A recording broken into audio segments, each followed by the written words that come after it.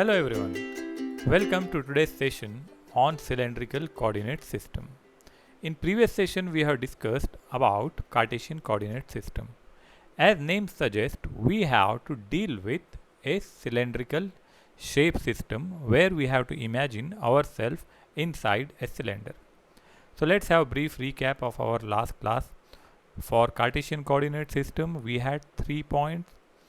We had 3 axis lines x, y and z. They were used to define point P in space.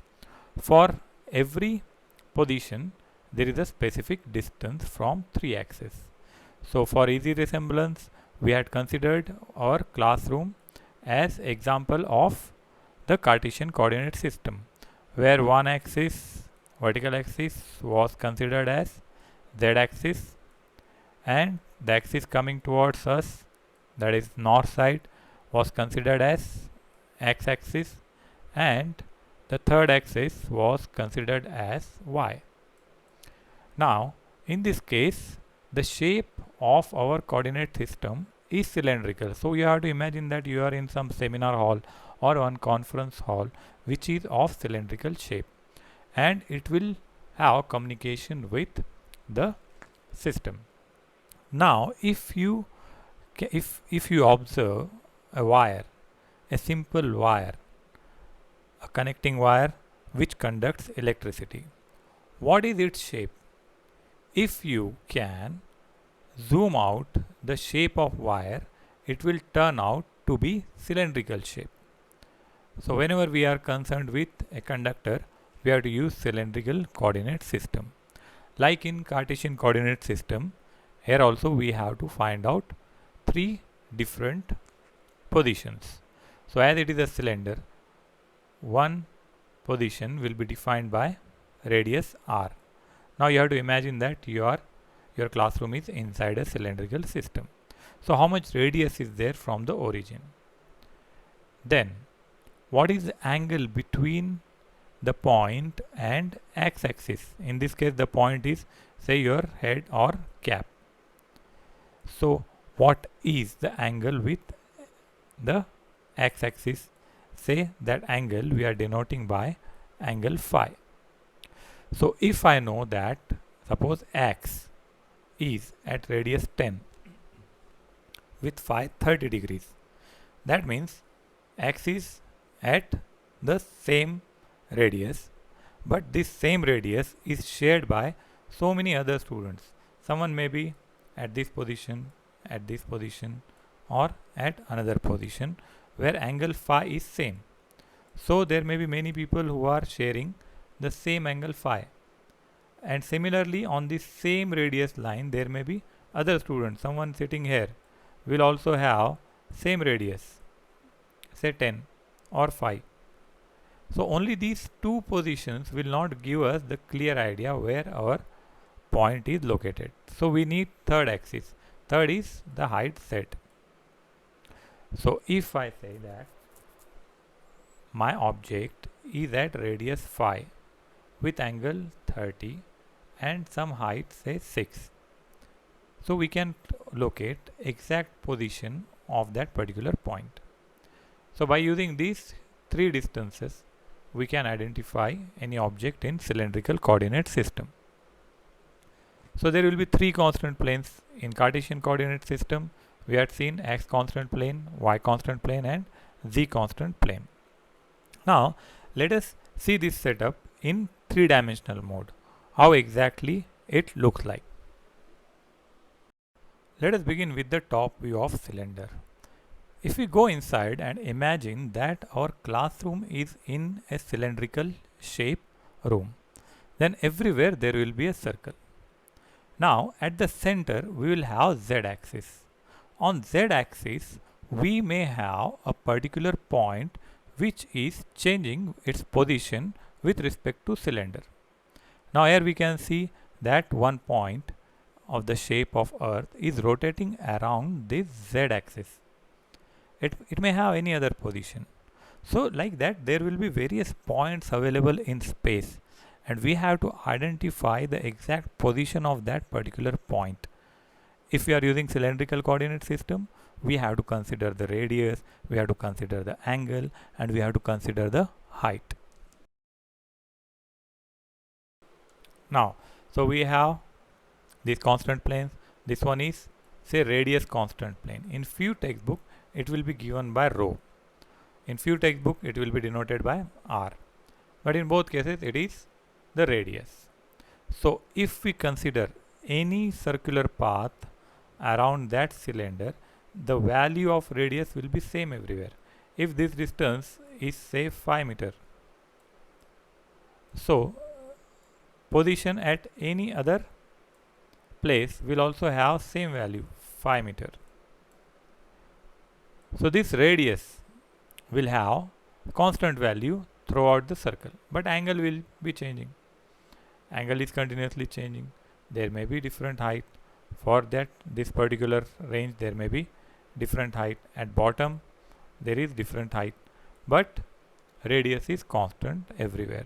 So this particular shape is considered as r constant plane. Then after r constant plane, we may have to use them in some mathematical model. There we have to use the limits. So if my radius is there, radius is starting at origin or the z-axis line, and it can move up to infinity. So the limits will be from 0 to infinity. So the limits for r constant will be from 0 to infinity. We have to remember it. The next one is phi constant. Now if we take a plane like this, say this angle phi, it may be, say, 45 degrees or 90 degrees or 30 degrees. So this particular angle will have same values on this particular plane. On this entire plane, the angle will be same. So this one is considered as phi constant plane. And how much rotation is possible for a cylinder? A complete clockwise rotation. So this particular rotation, say if we start from 0, we can get up to 2 pi, the complete rotation. So limits for phi will be from 0 to 2 pi. Then third one is z constant. It is same like Cartesian coordinate system. Z axis can be extended towards positive infinity to negative infinity. So the limit for z constant will be minus infinity to plus infinity. If we consider a plane like this, everywhere the values will be same. Here if height is 5 meter, at this place also height will be 5 meter. If we consider this place, there also height will be 5 meter. So everywhere this height will be constant. So height is given by z axis. So this, it is termed as z constant plane. Then like in Cartesian coordinate system, we could identify point P by intersecting 3 different planes. Here also we have 3 different planes. One is phi constant plane, another one is z constant plane, and third one is r or rho constant plane. So any point can be defined by intersecting these 3 planes. Now if we have to study the volume, we have to pick up volume from a cylinder for understanding purpose. In mathematics, we consider differential volume. So before that, let us see the differential elements. So we have 3 points. We require 3 points to define a point in cylindrical coordinate system. Those are rho, phi, and z. So these will have their differential lengths. If I consider small differential radius, it will be given by d r or d rho. If I consider phi, we have to use rho d phi. Why like this? We will discuss in next slide. And for z axis, we will have to consider dz. Now you imagine we have a cylinder and we are taking out a small volume for our understanding purpose. So its shape will be something like this. It will not have all straight lines because of the curve. In Cartesian coordinate system, we get a cube like this. all the shapes will have similar values. But in this particular cylindrical coordinate system, we have a curve.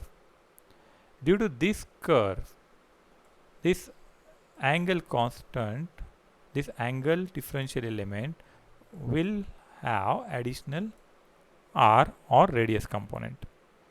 So like that we will have two curve paths in the differential volume of cylindrical coordinate system. There are straight lines in Cartesian coordinate system. So differential volume is given by the product of three differential elements. So we have dV is equal to, first one is r dr, first is dr for r, d phi always comes with additional rho, and third one is dz. So what will be the differential surfaces here? For differential surface where radius is constant, it will be given by product of other two. What are other two? Other two elements are phi and z. This will be the changing. Wherever value of r is constant on this particular surface, say outermost cylinder will have same value for r. Remaining two will be changing. So it is called as r constant plane or phi z plane. So phi z plane will have two differential elements. One is say dz as it is, and d phi comes with rho. This one we have to remember. Only d phi dz is not enough. We have to add the rho component of differential element like this. So this one we have to remember. The next one, phi constant plane. In phi constant plane there will be product of rho and z. So d rho dz will come as it is. Third one, z constant plane. It will be product of remaining two, d rho and d phi. With d rho there will be default rho. So we have to add this one along with that. And product of three differential elements will be dv.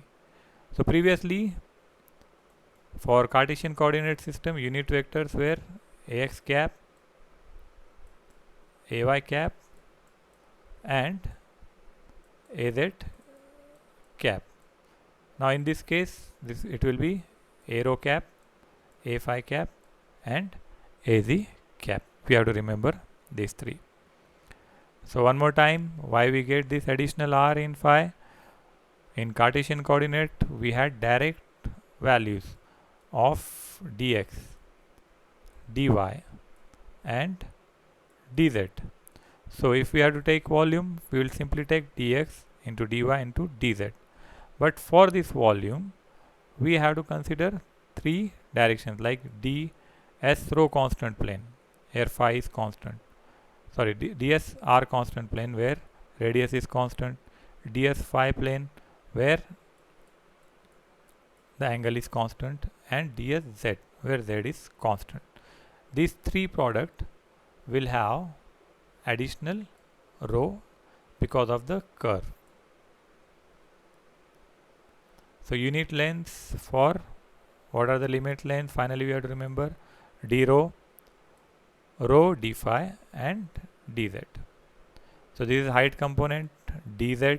It will look like this on our sample volume, and this one is angle phi rho d phi, and this is radius coming from the center. This is the radius line, this is the radius line, and these are the angles. These are the angles, and third one is height. So we have to remember about these three components for cylindrical coordinate system. In next session we will discuss about spherical coordinate system.